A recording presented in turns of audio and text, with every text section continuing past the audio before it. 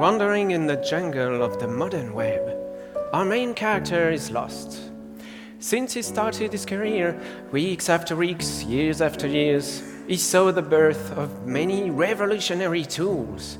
But tomorrow, maybe, they could all vanish and disappear and be replaced by new ones, even more better.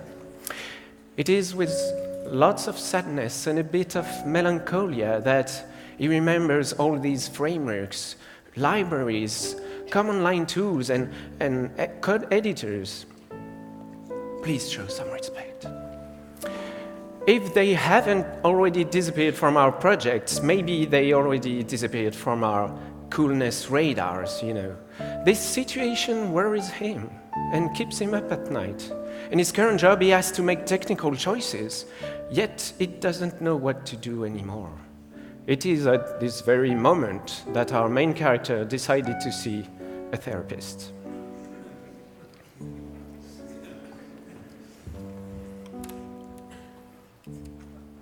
Hello, doctor. Hello, Mr. Sablonniere. So, what can I do for you? Last time I saw you, it was like 10 years ago. You just started your first job and you had some kind of PTSD about whether to use spaces or tabs and on the pronunciation of animated GIFs. GIFs, you mean? Yeah. But, yeah, that's all in the past. I was young, I was not asking myself the right questions, and I recently took a step back on the front-end web, and I've made an observation. I mean, there's way too much hype. We're completely addicted to our tooling. It's crazy. So, what problem does it imply? Well, problem number one, I mean... Are you always making a PowerPoint when someone asks you a question? Yeah, it's quite handy, you know? Okay. Anyway, problem number one, when we choose a framework or a front-end library, and its whole ecosystem, we often forgot the original problem we wanted to solve, and yet we already found, you know, the right answer, the right solution to use. It's crazy. Most of the time, it's the right tool for the right job, okay, but sometimes we are using solutions that solve problems we don't really have. Like, why on earth would you like to do that? Well, because sometimes it's cool new shiny tool, so we put the, you know, developer experience first instead of the user experience, the very users of the product we are trying to build. Sometimes it's because it's used or even created by web giants, you know, one of the big fives. I mean, yeah. Okay, I see. Go on. Problem number two. When we choose a framework and its ecosystem, we tend to get, you know, locked into it. We open a very specific door and we stay cozy inside. We prefix all our Stack Overflow searches with Angular, React, or Vue while we are just trying to do something very universal. It's a bit like when we try to sort arrays or manipulate dates with jQuery. I mean, what? So we're going to write yet another select component, data grid component for that ecosystem. We are really genuine fanboys and fangirls. We don't always see the limitations of our tooling, and yet we fall in love with the new shiny features we don't really need. So we're going to fill our brains with you know, specific stuff to our ecosystem instead of filling them with well-known standards and patterns. Okay, go on. Problem number three, and this one is pretty much universal. So because we're so concerned about the tools we're using, we easily forget the basics. The patterns, well-known and best practices like solid and separation of concerns. So we tend to write code that is strongly coupled to, and that doesn't really age well with time. So instead of having well-defined layers, each has its own, you know, role, we write modules that mix. What's happening? Modules that mix everything, and sorry, something is broken. It's not part of the act. Sorry. Don't know. So that's the moment where I'm type dancing normally. Yeah. Except I'm very bad at tap dancing. Don't write your own tuning software. This is not supposed to happen. You know, I continue to charge you. Yeah, I hate while that. that's happening. You I'll know, try that's to. part of the sense. Nice. I'm deeply sorry. It's really not part of the worst part of my day. Anyway, we're gonna try. I hate that. So remember to sing, Hubert. Everything's gonna be fine. I'm really sorry about that. When you doubt, just reboot stuff, and it's gonna be okay. Don't trust Orange. Yeah, it's gonna be back. It's here, it's here. No, yeah. Sorry. Back.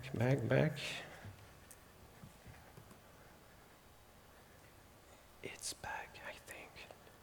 Yeah, it is. So, sorry. Imagine the music. So we tend to mix several layers. I mean, we mix everything, and we rely on the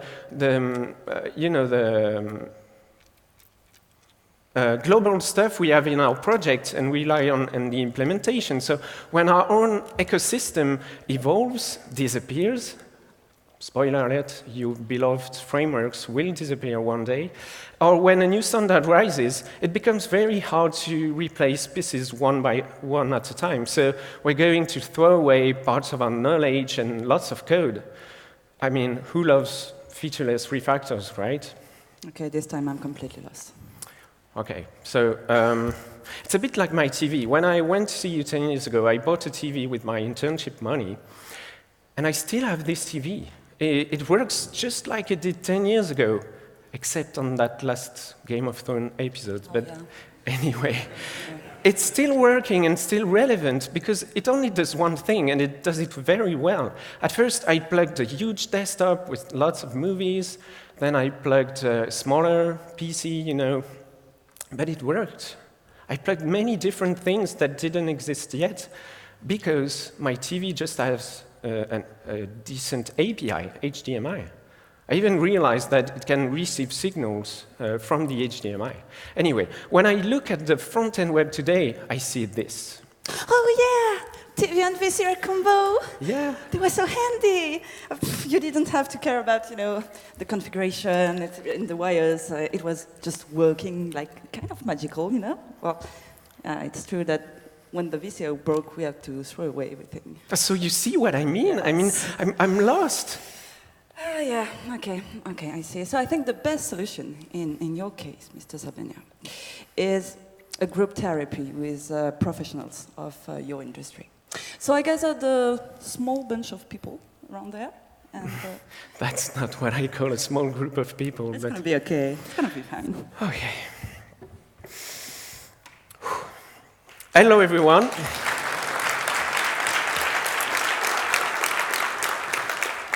And I lost the synchronization again. Can you believe that? Yeah, so, hello everyone, my name is Hubert SABLONNIERE. I'm a web developer at Clever Cloud. Come see us at our booth afterwards. And today I want to talk about the web, its frameworks and standards. A very simple topic without any drama, polemics, or anything. So we're going to try to deconstruct all of this in the hope of maybe building better apps tomorrow. So every day we've been using shiny new tools that bring us solutions, but what was the problem anyway? I mean, so in this part, I tried to list the many problems I faced when in my different web development experiences. So on one side, we have the problems we want to solve for the users, and on the other side, we have the problems we want to solve for developers. So, as a user, I want a blazing fast first load. I want following navigations to be really quick too. And I mean, that's the reason we started to do single-page applications. I want the web app to be smooth and reactive with 60 FPS animations. I don't want my battery and CPU and RAM to go crazy. I need that for Chrome, obviously. I want it to be accessible to everyone and everywhere. Okay, so here we already see the context is key. And the priority of the different problems here will really depend on your context and on what you are coding. If you're working on something that is really where the user is really active, like Gmail or Slack, the first load is not really your main problem. At least it's not the one of Gmail or Slack. Anyway, we have the same problem at Clever Cloud. The first load is not our main problem, but if you build an application that is mostly navigation and reading, having smooth animations and stuff like that is also not your problem. So again, context is key. Problems for devs. So as developers, we want to save time without reinventing the wheel. We want to write clean and reusable code. We want simple model, abstraction layers to not think too much about the crazy stuff below the hood. We want isolation of impacts. I mean, when we change something, we don't want to cross fingers like, this is fine. And we also want to avoid as many errors and bugs as soon as possible. And bonus, if we can collaborate with the muggles, illustrators, designers, etc., it's a plus. Here again, the context is key, is really important. And the importance of those problems depends on with whom you are coding, your team and its experience, obviously. You may not have the same team as the big five. I mean, I don't work at a company where there's like 200,000 people. Or you may not have the same team as the latest 2-person startup. So who's a back-end developer here? Okay, that's a lot. So you may be thinking, well, Hubert, you just basically listed problems we've been having the past 10 years. I mean, web stuff should be simple. You front-end people really made things really complex for the sake of it. I would react like that. Back-end people saying front-end is complex. Okay. Let's put the irony aside and really ask the question, how did we get here? Do we really need those complex tools? So in order to understand where we are going, we need to know where we come from. I don't remember who said that, sorry. So at the beginning of the web, we had simple and powerful concepts. A user asks for a URL, the browser makes a request, HTTP request to the server applies a template, returns an HTML document, the document is loaded, the user reads the document, okay, thank you, bye-bye. Then we added images and CSS, okay, that's nice. Then we added forms, first time the user could interact with the document, and then we added JavaScript. Welcome to complexity land. I mean, new player in town, the JS engine. For the first time, the developer could also directly interact with the user when the user clicks or does something. And for that, we had the DOM, so the interface in yellow here. And so at first, we did innocent form validation, and then it got crazy. I mean, we did form submission, we fetched HTML server-side templated documents. Then we were like, okay, we can fetch JSON and do the templating on the client side. And then we did routing, and the loop was complete. So we were really improving the user experience after the first load, but we loaded crazy amounts of JavaScript at some point. Megabytes, and we even ended up with empty HTML bodies, like, what? So this really meant lots of code to download, to parse, and to execute. Today, our tooling is trying to get best of both worlds. We try to have what we had before with server-side rendering and still have the consecutive navigation with client-side routing. So that means complex tools. And all of this happened while we got real web on mobile, while we got storage on browsers and even workers, etc. So those are not really easy problems to solve.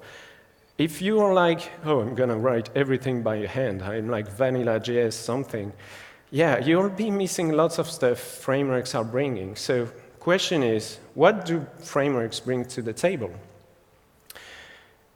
Okay, so I've been saying frameworks. I mentioned Angular, Vue, and React. And normally, that's the moment where React developers are like, hey, you know React is not a framework, it's just a library. Someone? Yeah? You are right, okay. We can debate that afterwards.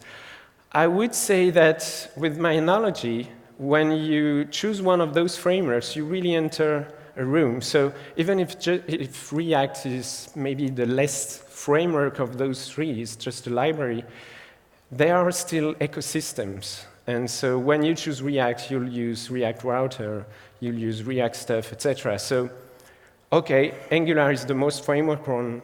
React is maybe just a library, but I think we can talk about ecosystem. So, I want you to forget about this really vertical way of thinking about solutions and think more about an horizontal way of thinking. Yeah? That's me at my best drawing skills, trying to draw a bookshelf. Yeah? Okay. So we'll try to address several problems and solutions that frameworks bring and try to look at them with the users and developers. So first, the most important things modern frameworks bring is a component system. And I'm only speaking about the API that those isolation models provide and how it works at runtime. So this is not really something your users will see. I mean, it doesn't solve any problem they have, but it solves problems for you, developers. So Angular, React, and Vue all provide a component system. So Angular and Vue mostly work the same way. You have attributes and properties down inside your component, and events down, events up. Yeah, up. Sorry. React is quite similar. Props down.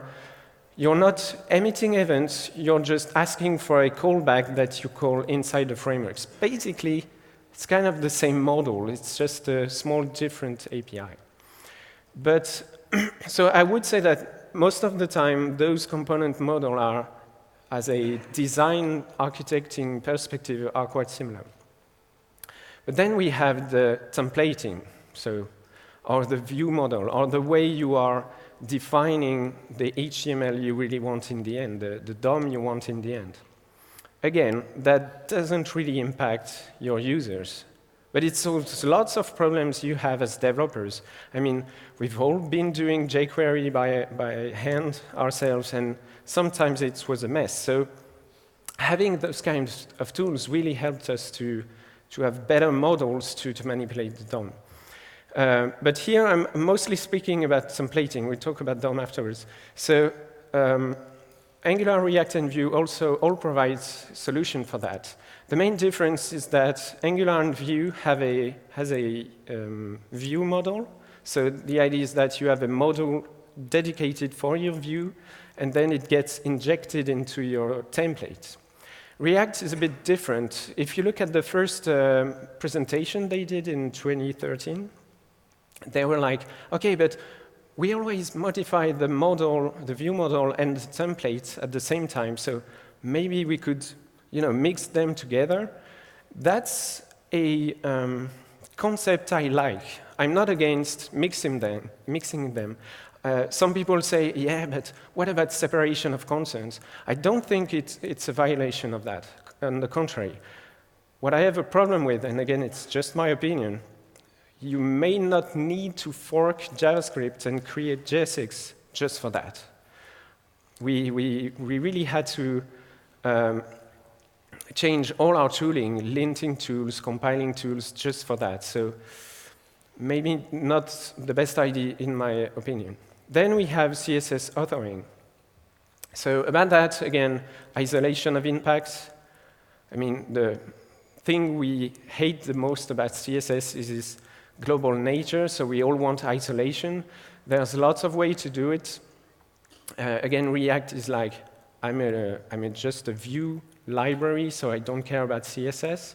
But many of the persons working in that community have adopted tools that are in the CSS in JS umbrella term.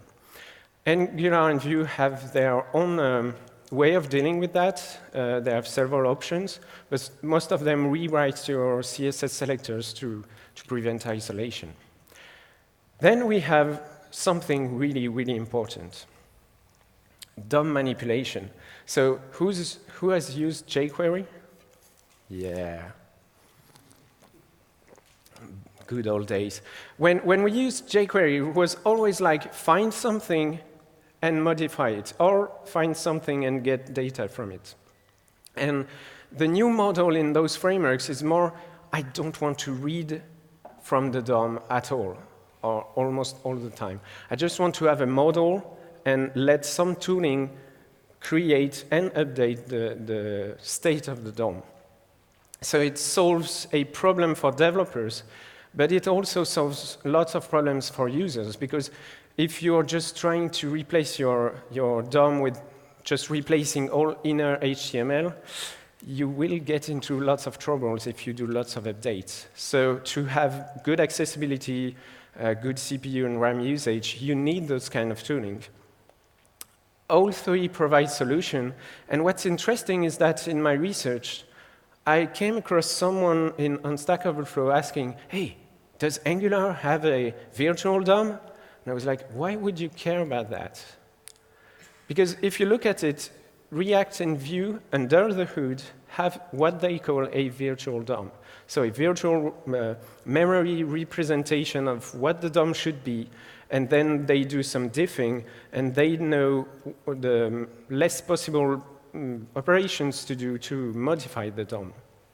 Angular has a different way to do it, but as developers, you don't really have to care about that. It's an implementation detail, and if you look carefully on the documentation of React, they stopped really advocating about that, because React is really more than just a virtual DOM library, hopefully.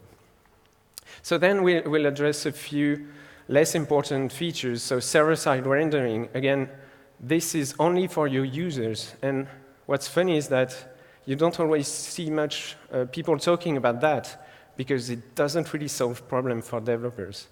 But again, you can really improve the first load and maybe even have better support for cross-device deployment. Angular has its own way to help you with this. React and Vue have community projects that are in the ecosystem.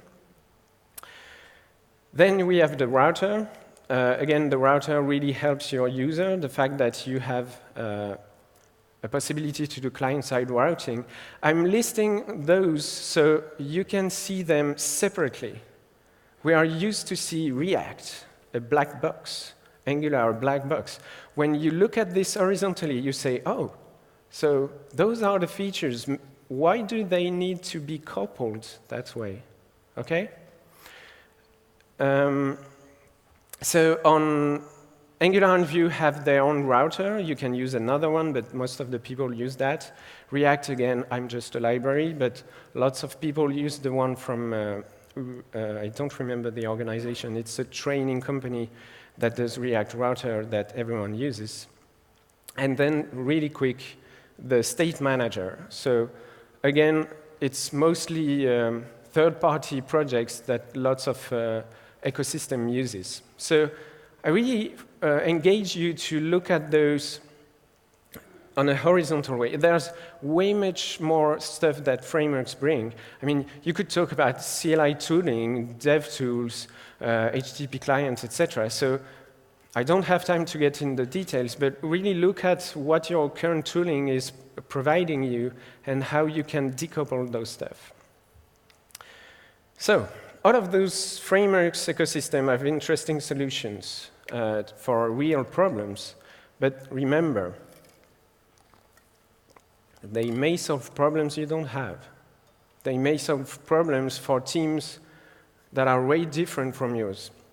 And they often don't worry much about you wanted to eject from that ecosystem.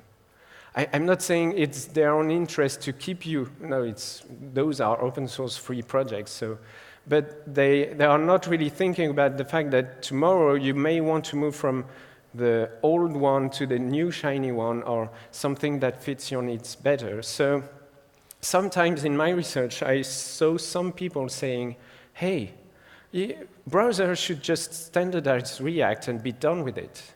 And it's not that simple. So let's ask the question, what do standards bring to the table? And again, I mean, I love jQuery, right? And I observed a pattern that in the past, you've seen libraries, frameworks providing some features, and then high-level features. Then standards bring low-level APIs. And then libraries and frameworks used that low-level API. And in the end, the library was just some sugar on top of it. So when browsers implemented query selector on the DOM, the helper you had on jQuery was just sugar on top of it with a chained API that we all liked. So if we talk about web standards and the component model and stuff, we have to talk about web components, obviously. So in my opinion, web components are all about bringing a standard API to the component pattern we've all been using with those frameworks. And again, I need to talk about my TV. What is the HDMI of components? You see what I mean? So we'll talk very briefly, about web components and the different parts. So first part is custom elements. So if you look at the web component as a box, the first API part is attributes. And just like any other HTML element, actually. So your API for your component is defined by the attributes it receives, the properties, and sometimes people are like, yeah, but web components can't really handle things that are different from strings. Yes, they can.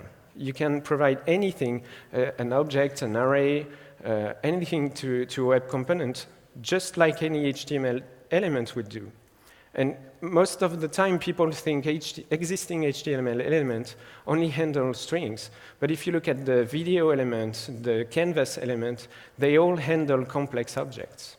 You also have on your API methods. It's not really only it's in and out, so be careful with what you're doing. But if you look at a form, it has a reset HTML form element. It has a reset methods, a submit methods, etc. So maybe your own components would benefit from that. And a bit like Angular and Vue, the API also has heavens up. And that's why I really like that, because it's closer to the standard. On the bookshelf, I would place it on the solving, the component system problem. But I put dashed borders, because it's clearly not at the same level as what we've been using in Angular, React, and Vue. But it brings some low-level stuff in the browser that could help us to improve things later. Again, we are not fanboys and fangirls, so even if those are standards, they have limitations. So we should look at them carefully and say, okay, when does it break, So on custom elements, you have you have several problems that you may not encounter at first, but in Safari, you can't do customized built-in elements if you want to extend a button, a form, etc. You don't really have data binding for properties. You have that for attributes. So if you want to do it, you'll have to use getters and setters or proxies. You don't have, hot module replacement. As a developer, if you work on a module, you don't want to reload all the app to see your changes. So it's a bit hard to do with custom elements.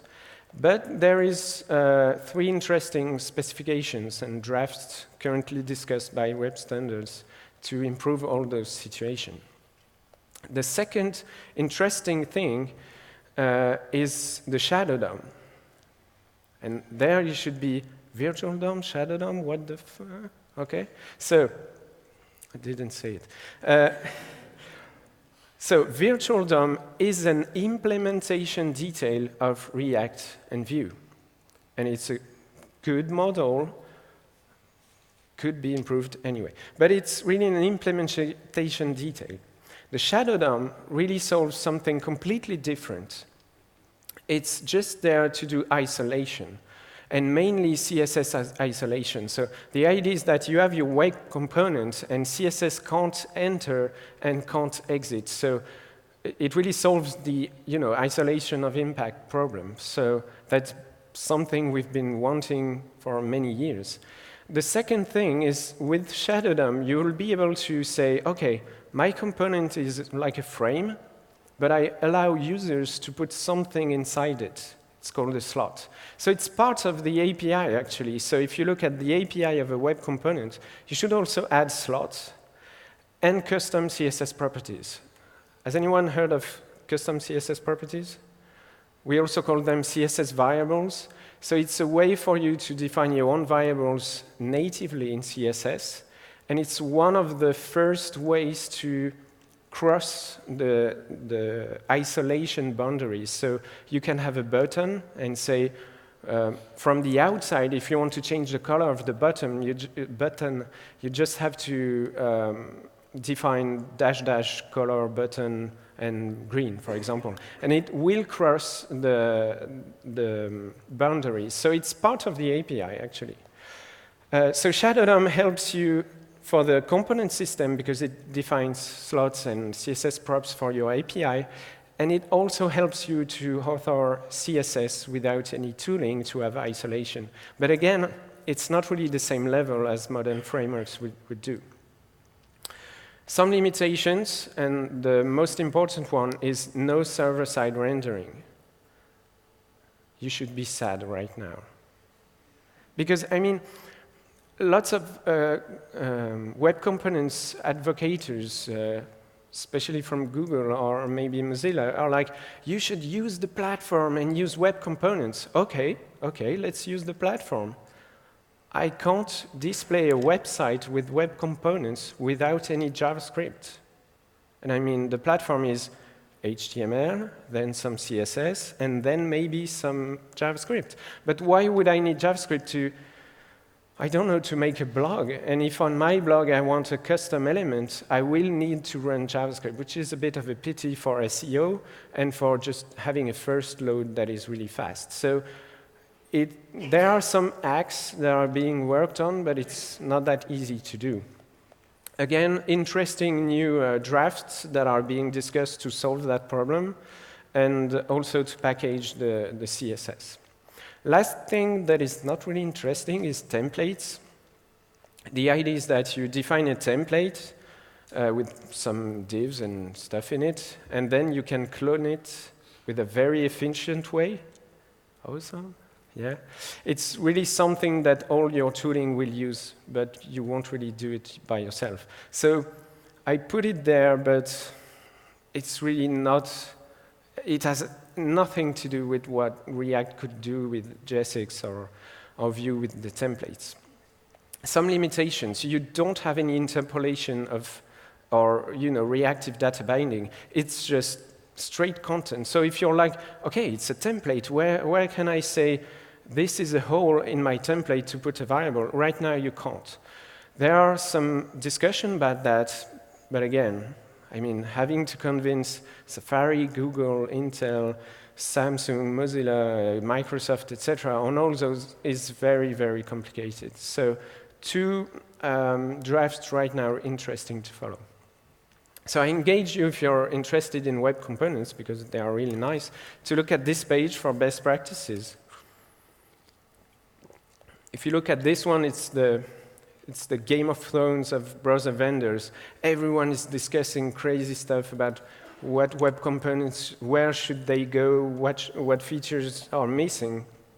And so there are like crazy issues with, yeah, we should do that, but in Safari it doesn't work, and it's complicated. Anyway, but really interesting. And two interesting accounts to follow. This one tells you what is about to ship in any browsers. And this one is interesting to news about platform. So, spoiler alert, the web components won't replace your frameworks. Or at least they won't. You can't today like be, oh, let's throw everything away and just use native stuff. As you've seen on the bookshelf, it's not the same level. But even if their scope isn't exactly the same, new tools will rise, new tools that use those low-level APIs. So now that we've spent time, or at least I've spent lots of time looking at the different layers, at what standard and framework brings, I feel more confident to change parts of my application. So I can't really share with you all that research in 50 minutes, but I really hope you'll be curious to not look at one framework or one framework or one framework and look, okay, what do they do? This has a router, this has a router too, how do they work, which one should I need, etc. And so I think it's really the best way to decouple stuff and bring back a, good old software practices on the web. And I mean, those patterns are battle tested and will help us to separate concerns and even limit the coupling between the different layers.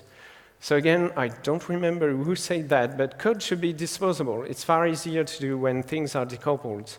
And I'm going to end the talk with our context at Clever Cloud, because obviously I don't know your context, but it's just to show you the example of our situation.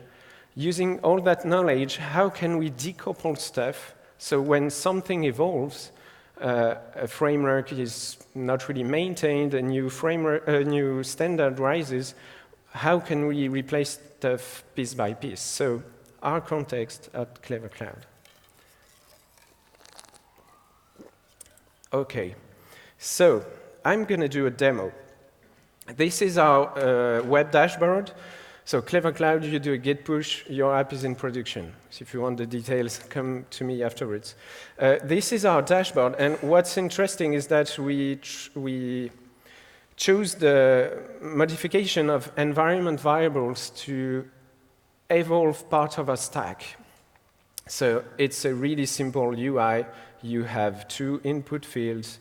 You create hello devox UK, and you add it. You see what I mean. It's simple form with REST calls.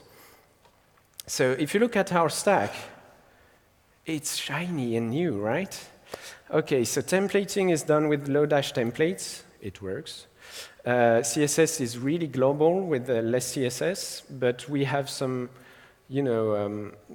conventions like BEM, CSS, etc., to try to isolate stuff. We are using jQuery to manipulate the DOM, and with Bacon.js. Do you know Bacon.js? It's a bit like RxJS, but before. So maybe the new one is cooler, I don't know. We don't have any server-side rendering. Again, it's more of a productive application and not a reading navigation application. And we have a custom router, which is awesome because it was built by the boss. So no, it works pretty well. But all of this has been evolved since the past 7 years. So we haven't done okay, let's throw away everything and rebuild everything with a new shiny tool. We've been evolving things part by part. You could say that we use Bacon.js as the state manager too, but yeah. So our needs right now to evolve all that stack is to say goodbye to Bacon.js and Lodash templates, to have real components with a real API and isolation. Right now we have files for components, but we don't have what I described with events, properties and events. We want reusability because we may have all of our components and application integrated with partners. We don't want absolutely not do big bang refactors where throw away everything. Let's put a team in a bunker for 2 months. Who's done that? Yeah, only me. Yeah. And so that means we want to introduce stuff piece by piece. So the way we've been doing that, so again, the focus is on decoupling stuff. We have a design phase which is bottom to top. No, top to bottom. So you think about what the UI will look like. I need to edit lots of environment variables. So I need a big form. Inside, I need a list of smaller forms with input text and buttons, etc. So that's the design phase on your wireframes. Then there's the development phase. And when you do that, you do bottom to top. You start with this really small components. And we do this using Storybook. Anyone know Storybook? Yeah, you should definitely look at it. There's a great video of it by Marie-Laure Thuret. This one is in English at React Conf. It used to be called React Storybook, but right now it works with Vue, Angular, and all the crazy new frameworks that nobody really uses. But it's kind of nice. If I do a demo, so this is our public storybook. So it's a showcase for your framework. It's a documentation of your frameworks, and it's also a development playground. So this is our public storybook right now, so nothing interesting to see. This is the one on my machine that will be public in a few weeks. So we started, as I said, from bottom to top. So we started with buttons, and Storybook allows me to configure stuff and see the API of my button, and my button has a slot, so I can say, hello, Devox. As you can see, I can also monitor the events that my buttons are emitting. So you start with the bottom. It's the only way to be sure you are decoupled from the other layers, because you're like, I don't know who's going to use me, so I'm just going to accept attributes and properties and emit events. Then we went, so for the environment variable, we started with the label, input, and button. Again, we can monitor the different events that our components are emitting. And what's nice is that here, you only have several times the same component. So when you're working on it, you can showcase it in different situations, empty, new, deleted, etc. And just change the code and see all the possibilities, how they look like. So then we went to the full components that have creation, etc., with a real list. And what's really nice is that if you start like this, you can isolate stuff and say, this is the whole form component. Each time you modify something inside it, it emits an event with the whole content, so hello. So here you have the whole state of the form. And if you have that, you can replace that component with another one that has the same interface. So that made us able to create a component that works with just a text area that you can copy paste stuff from elsewhere. But because it's the same API, the parent component can just switch between the two. What's really important in this, and I don't have much time, is that all those components don't know about the layers on top of it. This component doesn't know about where the data comes from, doesn't know if there's a router somewhere. So we've been using web components for this, and we've been using helper libraries on top of the native APIs that I described earlier. So we've been using lit elements and lit HTML. I didn't put dashed borders, but it's not really the same level as React, Vue, or Angular. But on those four parts of the bookshelf, it's pretty similar.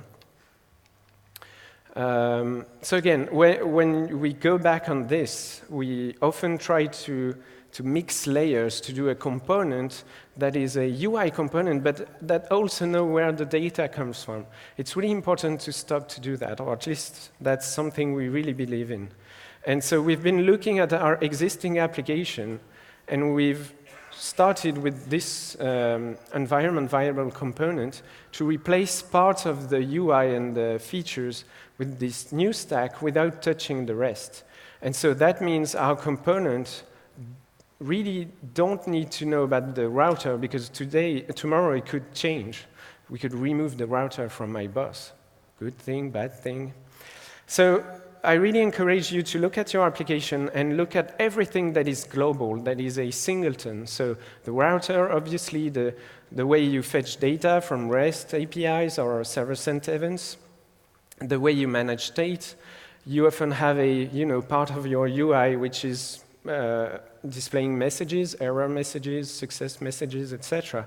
Your components really need to not know about this component, and especially its own API. Just need to emit event or something like, oh, I started to fetch something, so if you are a loader indicator, use that event, but I don't even know you exist. Just like my TV doesn't know, at least 10 years ago, it didn't know that the Nintendo Switch would exist one day. So look at everything.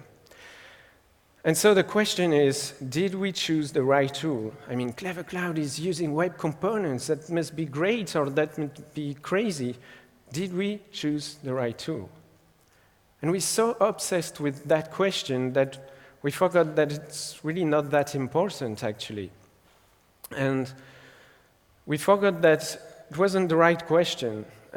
Things will evolve. Your frameworks will disappear. The question is, how much does it cost to change our minds? And what we've chosen is invest in learning about web components, which should be something that will last, just like doing a form on the web has been the same way for the past 20 years. And the layers, the libraries we chose to have on top of web components are really small, and we could let, components we wrote with that library, which is really tiny, and don't worry about that, and create new components with different APIs tomorrow. So quick about the future. Last question. The first rule about futurology is beware of people predicting the future. That's what I'm about to do. There are two really interesting articles right now. One from the creator of Svelte, which is an interesting new framework. And he says lots of stuff are going to be more at compile time. So frameworks will become more of compilers and less than runtime libraries. This is also the point of view of Tom Dale, who works on the Ember framework.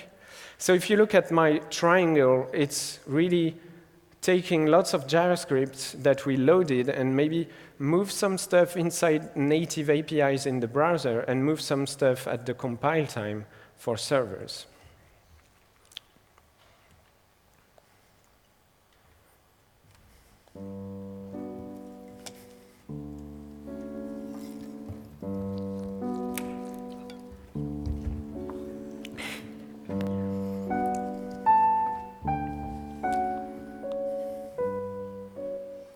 So, how was your group therapy?